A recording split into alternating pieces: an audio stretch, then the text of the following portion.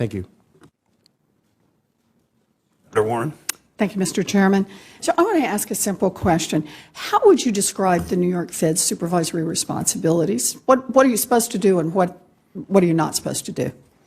Well, I think of it as the Fed's supervisory responsibilities are mainly about ensuring the safety and soundness of the institutions that we supervise. In other words, that they have sufficient capital, sufficient liquidity, good corporate governance, good risk management systems, that the risk managers are on par with the revenue generators. In other words, they actually have clout in their organizations. Good. That the banks have good culture. Good. So again, good culture. Good. So I just want to break that down a little bit about what safety and soundness means.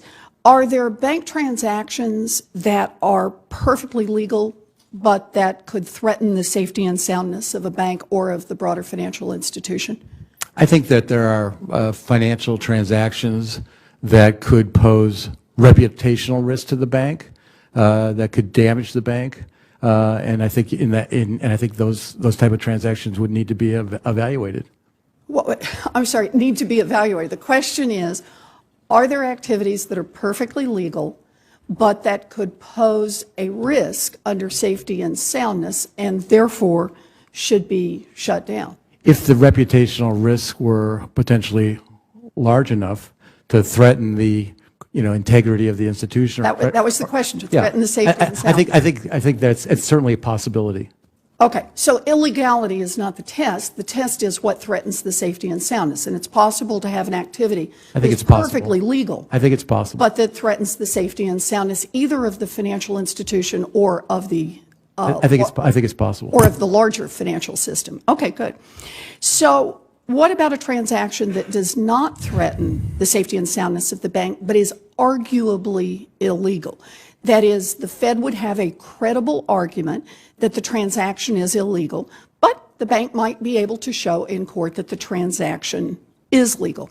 What are the Fed's obligations there?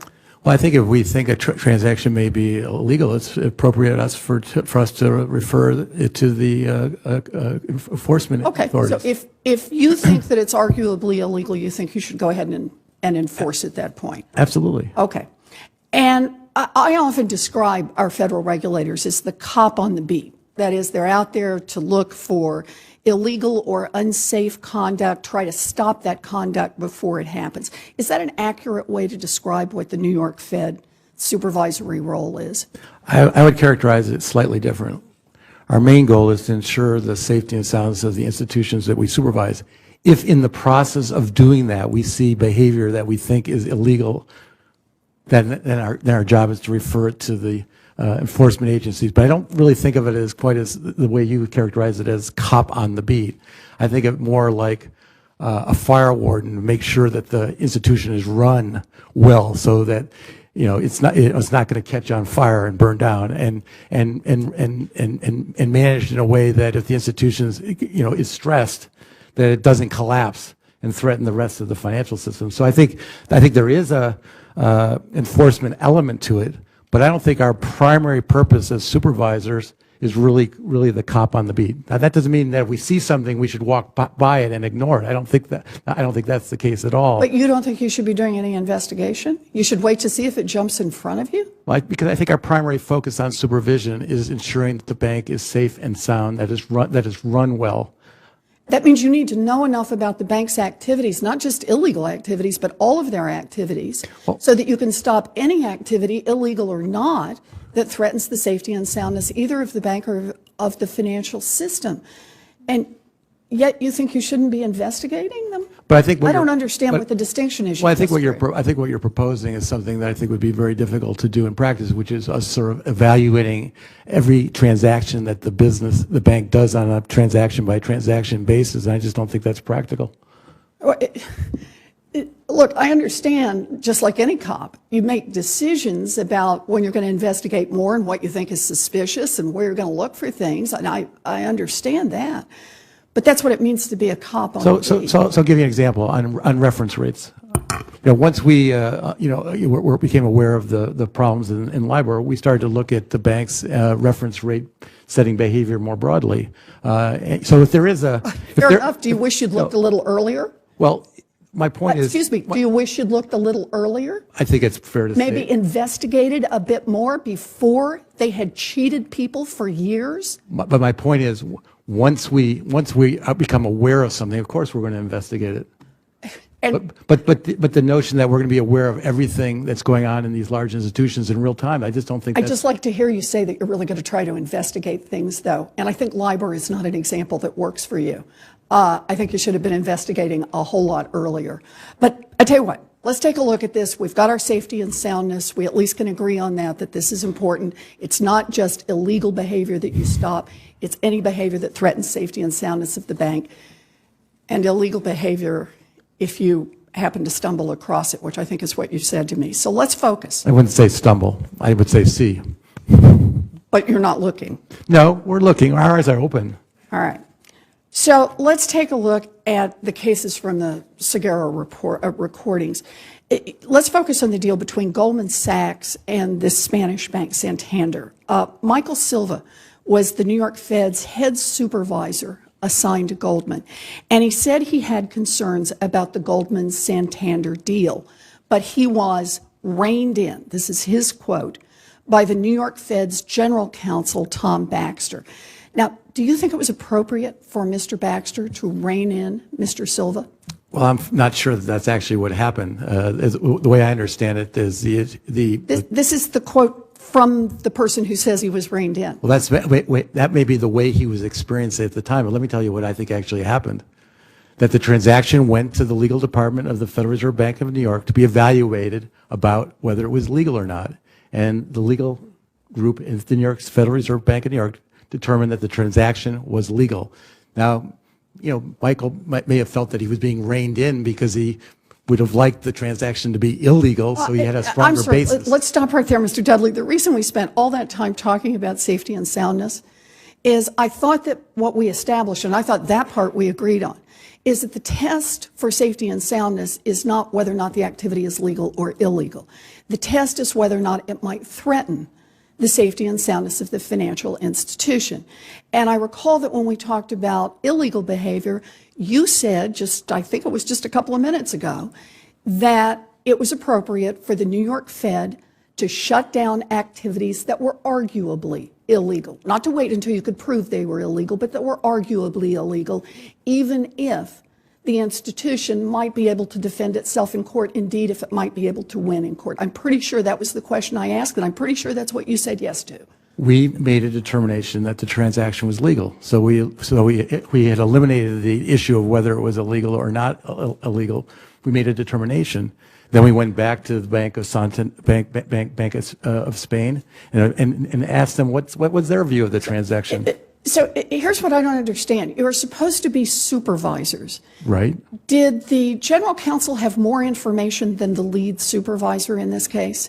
Well, I think the legal department has a better sense of what's legal than the lead supervisor. I know, but we're talking about, I think we've been through this, about safety and soundness and about what is arguably illegal. Right. Is there any better information that the general counsel has that was not available to the lead investigator? Who has the most information about the case? The lead investigator?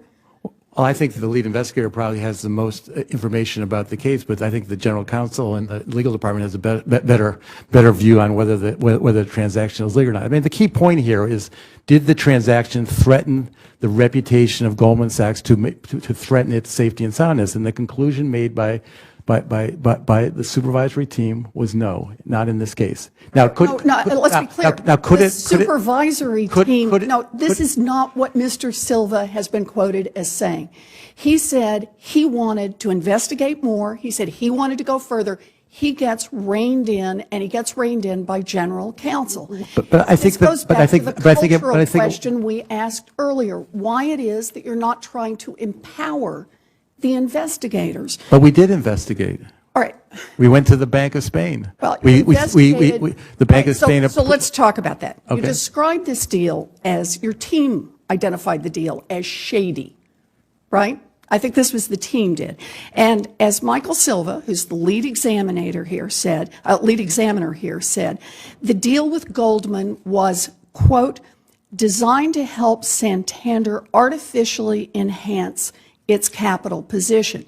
Now, what that means is that this shady deal was clearly intended to help Santander evade the regulations, in this case capital standards, of the European Banking Authority. That was the intent of the deal. Once you knew about this plan, did your team contact the European Banking Authority to let them know what Santander and Goldman were up to? I don't know the answer to that. We did contact the Bank of Spain that was not my question, whether or not you contacted the Bank of Spain that was trying to evade capital standards.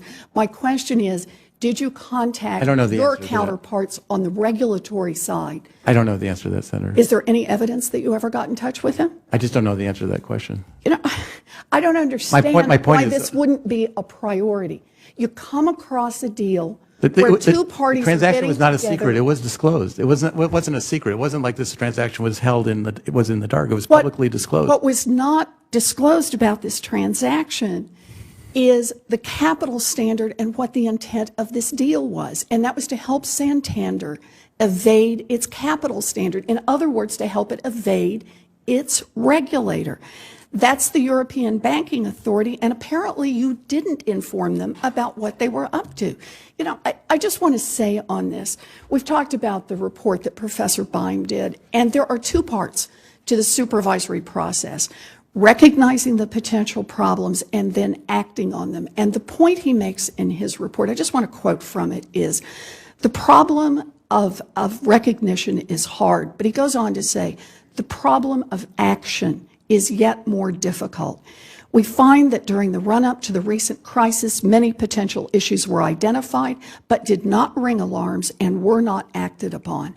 Action requires support from the highest levels of management in the interest of financial stability, even if this makes the banks less profitable. Supervisors must be willing to stand up to banks and demand both information and action, especially when things appear to be going very well. And I agree with that. Based on your responses today, the New York Fed is not there in terms of acting on the issues it identifies. It's not even close. What we've got here, action, is warning a foreign regulator about a plot to evade the law that you have uncovered. Action is about shutting down shady transactions that could imperil the safety and soundness of the bank. And until you're willing to take meaningful action, our financial system and our whole economy remain at risk. Sorry for going over so long, Mr. Thank you, Senator Warren.